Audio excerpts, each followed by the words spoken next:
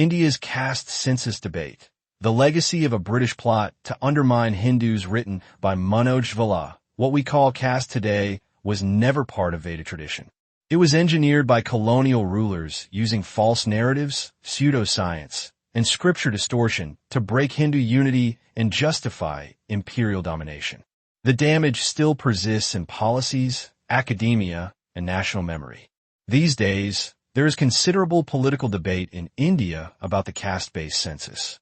But behind this lies a deeper intellectual conspiracy connected to ideas of white racial superiority and religious expansionism.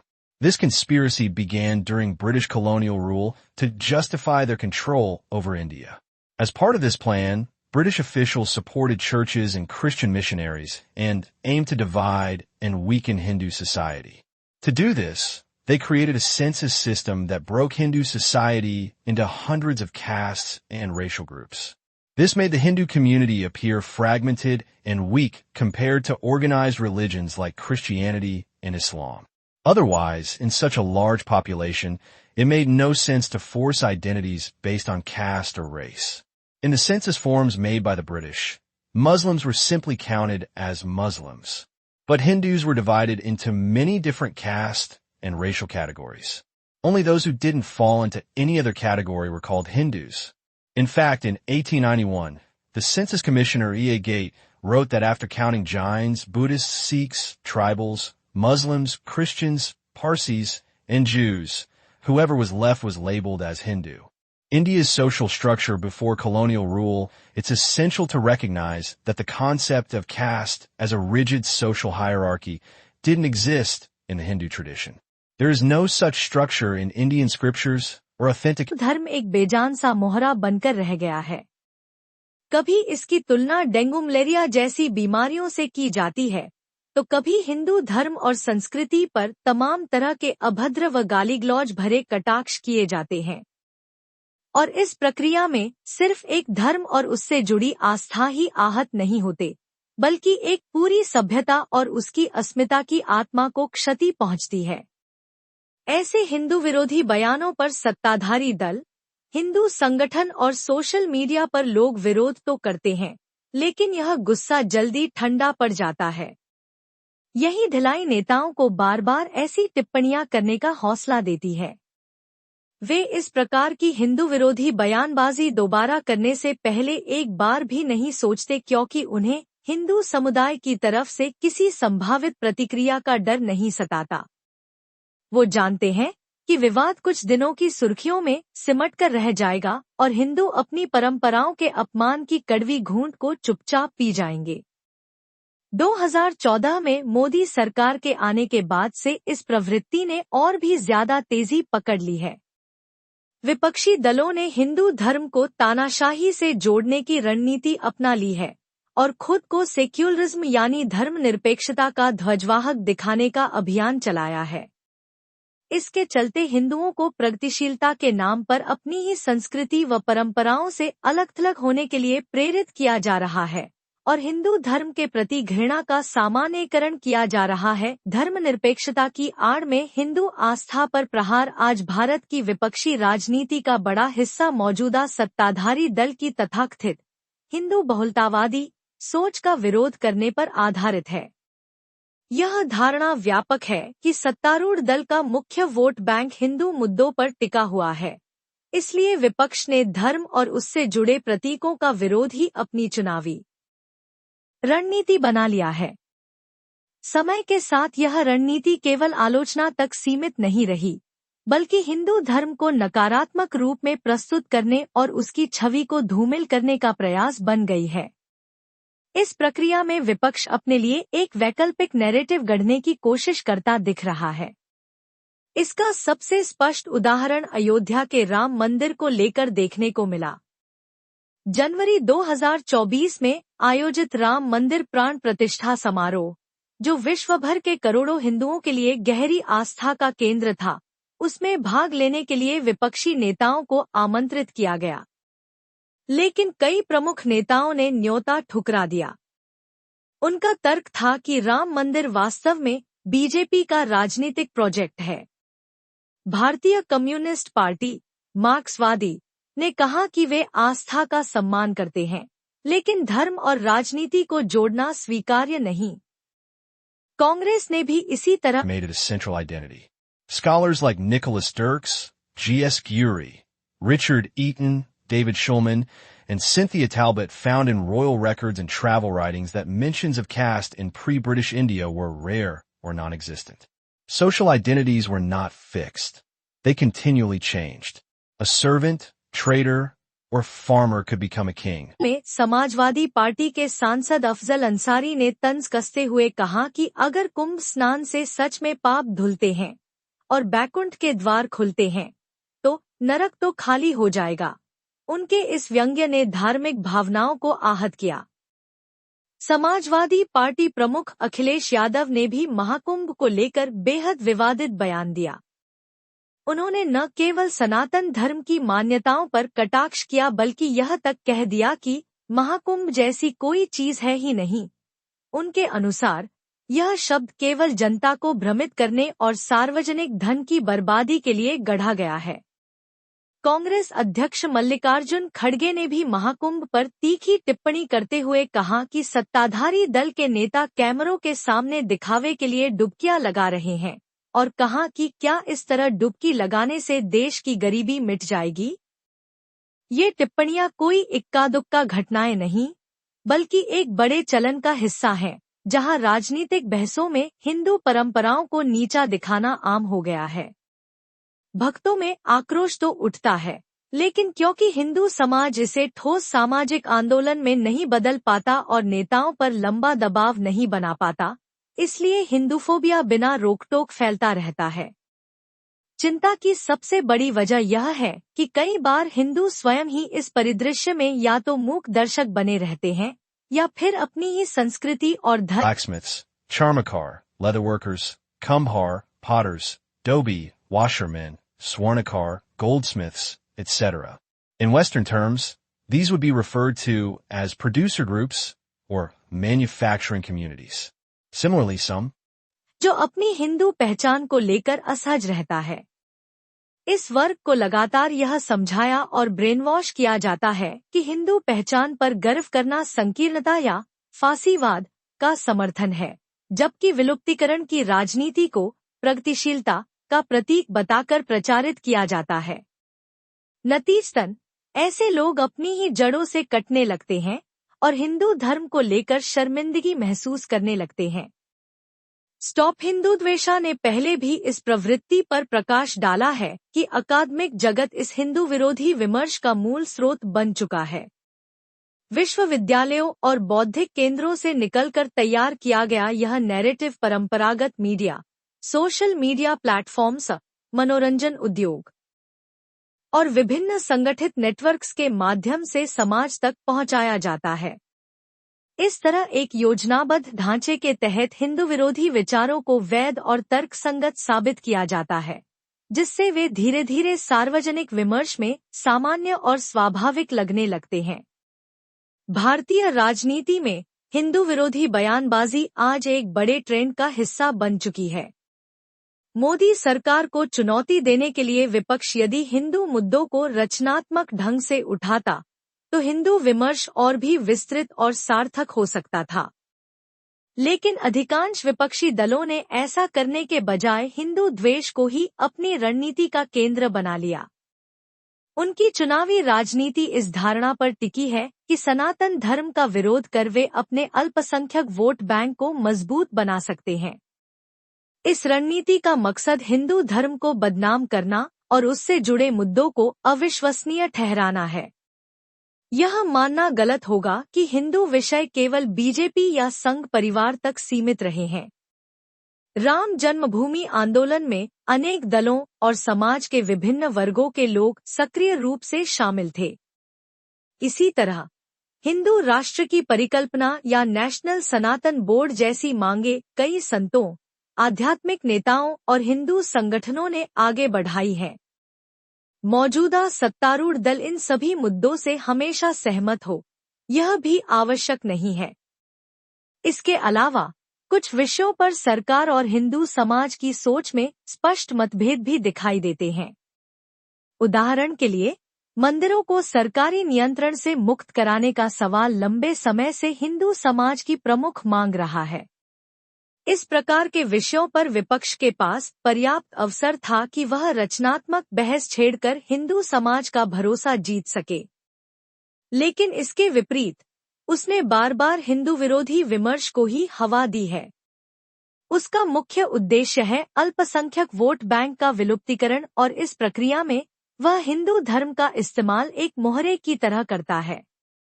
अल्पसंख्यक विलुप्तीकरण की इस राजनीतिक प्रवृत्ति पर हम अगले भाग में विस्तार से चर्चा करेंगे। अल्पसंख्यक विलुप्तीकरण की राजनीति भारत की राजनीति में लंबे समय से एक प्रवृत्ति देखी जाती है कि हिंदू धर्म और उसकी परंपराओं को निशाना बनाया जाता है। Nation and oppression in the name of caste, race, and religion around the world.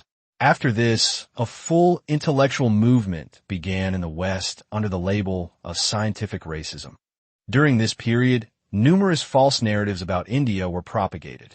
Gobineau's book became a rich source for these ideas. In it, he cleverly argued that the Aryans, who, according to him, represented the highest capabilities of the white race, had invaded the Indian subcontinent and started mixing with the native people.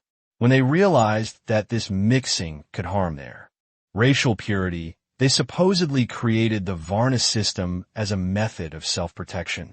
In this way, Gobineau presented India's Varna system as a racial segregation strategy, whereas in reality, it was based on a person's qualities and actions, not on blood or race. This false theory later helped label the Indian caste system as a tool of racial exploitation and gave outsiders a reason to criticize and defame Indian traditions. The same theory by Gobineau was further developed by the well-known linguist Friedrich Max Müller, who worked for the British East India Company. He built upon it to justify and strengthen British colonial rule, as well as to facilitate Christian missionary work. He created a completely fictional and fabricated story. According to him, before the time of Gautama Buddha, all humans lived in the steppes of Asia. Over time, different groups from that society moved in different directions. One group went west and settled in Europe, another went to Iran, and a third moved east into India. When they arrived in India, they are said to have pushed the native people further south. According to Max Müller, the people who were pushed south became known as Dravidians, and those who settled in their place were called Aryans. This imaginary theory later became the foundation for distorting Indian history. It also created a deep cultural and political divide by portraying the Aryan-Dravidian division as a historical fact. Based on this idea, in 1881, British officials published the first edition of the Imperial Gazetteer of India. In this official document, the three Varnas, Brahmins, Kshatriyas, and Vaishyas, were listed as Aryans, while the Shudras were labeled as original inhabitants or Dravidians. This was the first time the British, after looting India, destroying its traditional industries, and breaking down its social systems, went on to manipulate its population structure. They made a calculated attempt to redefine Indian demographics based on their own ideas. Max Müller, the mastermind of the conspiracy Max Müller, who was paid £4 per page by the British government to translate the Rig Veda, did not just invent the story of Aryan migration and Aryan-Dravidian racial division. He also attempted to demonstrate racial differences between these groups by deliberately distorting the meanings in his Vedic translations. He made great efforts to find physical or racial differences between the Varnas mentioned in the Vedas. But he failed to find any solid proof because the Varna system was never based on physical traits or race. Eventually, in frustration, he picked a word from the Rig Veda, Anus, which has nothing to do with noses, and interpreted it to mean that the Vedas describe the shape of people's noses. This intellectual dishonesty by Max Müller became a powerful tool for defining caste and race, and it later shaped a Western distortion where Indian social structure began to be viewed through a racial lens. From Max Müller's theory to Risley's nose chart, Max Müller's misleading theory was quickly adopted by Herbert Hope Risley, a powerful British officer from the Royal Anthropological Institute in London. Risley expanded Müller's biased Vedic interpretation and created a full-fledged nasal index chart. Risley used this nose chart like a sharp weapon to divide and classify Hindu society into castes. He started determining a person's race, varna, or caste based on the length, width, and height of their nose. Before all this, the varna system in India had no connection with race, genetics, or ethnicity. It was based on a person's traditional livelihood, social role, and cultural heritage. The term jaat, or caste, referred to a local and community-based social structure. It was generally organized horizontally, meaning communities functioned alongside each other, not in a top-down, pyramid-like hierarchy. This horizontal, profession-based system also offered social protection and stability. It was this very feature that inspired Mahatma Gandhi's vision of village self-rule, Gram Swaraj. In fact, this flexible caste framework in Hindu society became a major obstacle for foreign religious invaders and missionaries seeking to convert people. Perhaps this is why Max Muller, the man who helped create the modern race caste theory, once said, "Caste, which so far has been a barrier to converting Hindus, can in the future become the most powerful engine for conversion, not just of individuals, but of entire classes of Hindu society."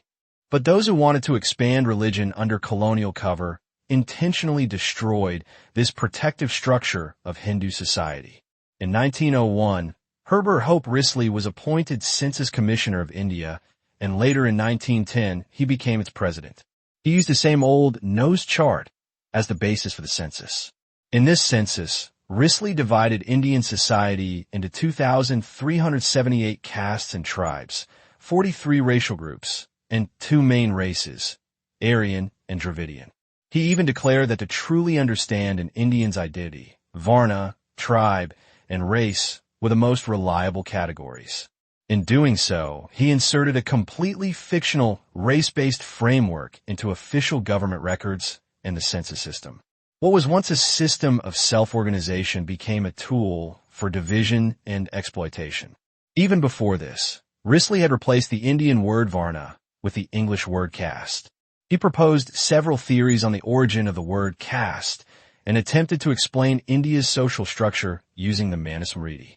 He wrote that there are many theories about the origin of caste, and one of the main references is in Chapter 10 of the Manusmriti, a text that blends religion, law, tradition, and spirituality, which he referred to as the Institutes of Manu. By misrepresenting Indian scriptures like this, Risley tried to impose the European, race-based concept of caste on Indian society. He transformed a flexible, merit-based system into a rigid, birth-based one, in a manner that served the interests of colonial rule and missionary goals. And how exactly did Risley define and divide these castes and racial groups? Let's look at a few examples next. British policies and Risley's bias gave birth to caste hierarchies. Risley classified Indian society according to the needs of British rule and created an artificial ranking system of higher and lower castes. He identified three main Aryan or upper caste groups, Brahmins, Kshatriyas, and Vaishyas, and then added three more groups which he called castes allied to Brahmins, castes allied to Kshatriyas, and castes allied to Vaishyas. This created a total of 6 caste groups. However, he deliberately omitted the Shudras, who were traditionally considered the fourth pillar of the Varna system.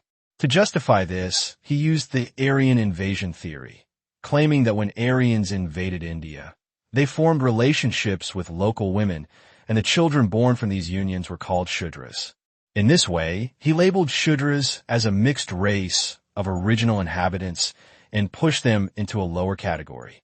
Not only that, he removed the term Shudra entirely from the main social list and invented a new 5th group, which he labeled as Mlekas or Dasyas. The goal of this entire classification was to divide Hindu society based on race, bloodline, and social rank in such a way that its internal unity would be destroyed, making it easier for colonial powers and missionary forces to dominate. After this, Risley introduced another method. He created a new rule. Any community with which Brahmins shared food or social relations should be considered a separate caste group. Based on this, he created 6 more caste groups. So, in total, 12 caste groups were formed. Some of these new groups included communities that cooked food for Brahmins, such as tambolis, betel leaf sellers, and badpiyas, grain roasters, among others. Other groups were ranked based on whether Brahmins were allowed to eat in their homes or not. Using such standards of social contact and food sharing, Risley made the caste system more rigid, complicated, and fragmented. This caused deep harm to Hindu society's traditional flexibility and social mobility. In 1911, Census Commissioner E.A. Gate instructed all census officers that the social rank of every caste should be determined based on how far below the Brahmins they were. In other words, Brahmins were made the reference point for the entire caste hierarchy. Dalit identity, a colonial construct against Brahmins throughout the caste classification process. Brahmins were the main target for Risley. According to Christian missionaries, Brahmins were the biggest obstacle to converting Hindus to Christianity. That is why Risley and others wanted to portray Brahmins as enemies of other castes within Hindu society. Based on this view, the categories of untouchables, outcasts, and Dalits were defined using absurd and fabricated logic. For example, communities were labeled as Dalit or untouchable if they did not accept Brahmin authority, did not take mantras from Brahmins or Hindu gurus, did not accept the Vedas, did not worship major Hindu gods and goddesses, did not employ Brahmins as priests, were not served by proper Brahmins, or buried their dead instead of cremating them. Clearly, such arbitrary and illogical criteria were used to classify many communities as untouchables, outcasts, or Dalits. Colonial plot succeeded. Hinduism diminished. Society split to justify his racial theories. Risley created a rule based on measurements of the nose and skull, which he called the unfailing law of caste. According to this, people with thin and long noses, what he called Aryan noses, were given higher social rank, while those with wider noses were assigned lower status. This led to unrest and hostility among various communities. Disputes and even legal cases arose based on such classifications. However, once the British administration officially registered a community under a certain caste, that classification stayed in the records, and many remain unchanged even today. The British were never concerned about whether their caste system was fair or logical.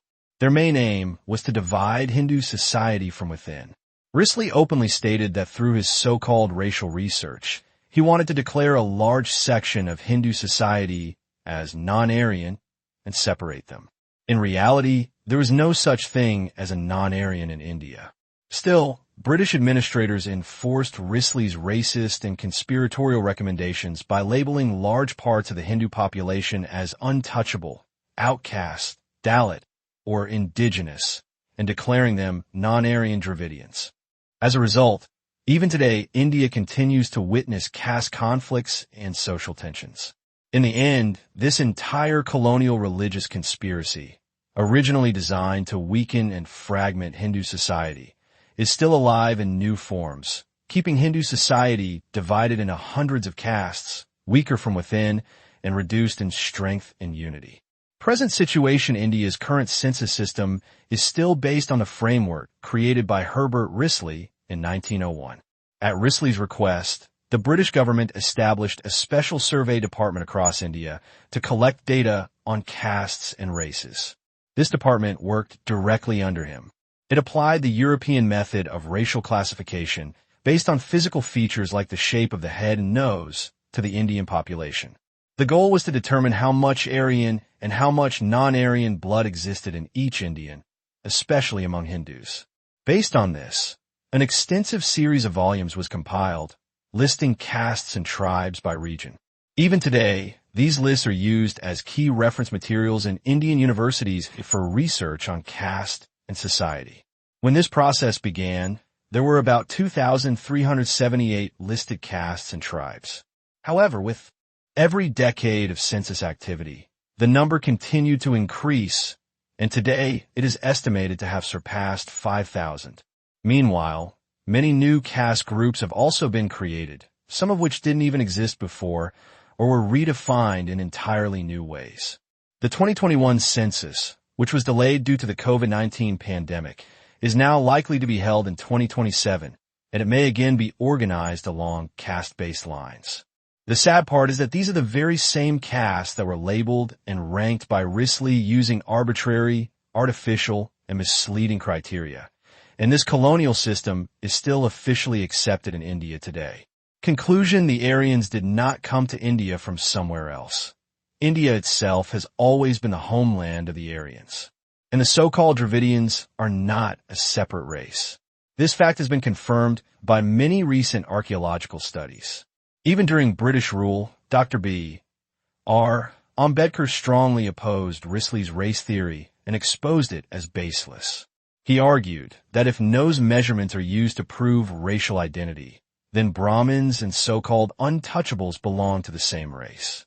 Therefore, if Brahmins are Aryans, then untouchables must be Aryans too.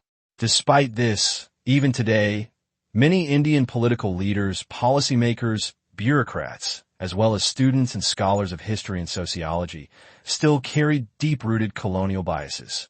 They continue to believe that Aryans were foreign invaders, that dark-skinned people are the true natives of India, and that Brahmins divided Hindu society into castes for the sake of exploitation. In such a situation, the time has come to completely dismantle these false, conspiratorial, and divisive narratives through organized efforts.